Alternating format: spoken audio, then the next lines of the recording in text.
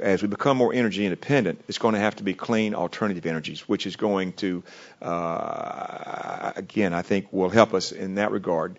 As I mentioned earlier, we don't want to trade our dependency on foreign oil for foreign technology, and we've got to get out in front on that. So I think as we come forward with new clean types of energy, it's going to help the environment.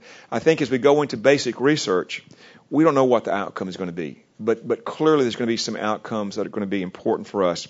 Nanotechnology, I think, is an area. Synthetic biology. These are a couple of areas where we're going to have to lead the world and where we can really have some breakthroughs. For example, with nanotechnology, in terms of combining nanotechnology with solar, it can be much more deployable.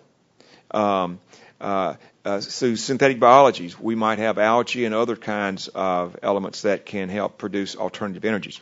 But we need to make sure that as we do this, that we're looking into the health and safety issues. We do not want to have another Monsanto kind of situation where they were introducing the genetically altered grain in Europe before there was good science and before they were ready to accept it. So a part of COMPETES is something called the National Nanotechnology Initiative, which really is a model for what we've done in solar and water and in a variety of different areas. And I'll just tell you quickly. In nanotechnology, the federal government invests about $1.8 billion in that. There are 15 different agencies that are into the research area, spending money on research. Another 10 that are looking at regulation, things of this nature. And so what we did is we have an umbrella that better coordinates this research. One way we can get more for our bang for our buck is to coordinate. So we want to do that.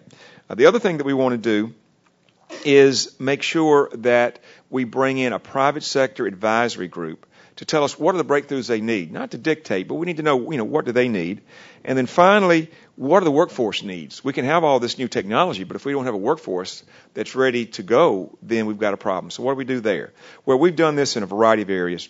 Nano is one of them, but the other component of that is that we have put a mandate that a lot of the research goes to health and safety issues. Not only because if something isn't health or safety, we want to get it out of the way, but if it is, we want to prepare the public for that.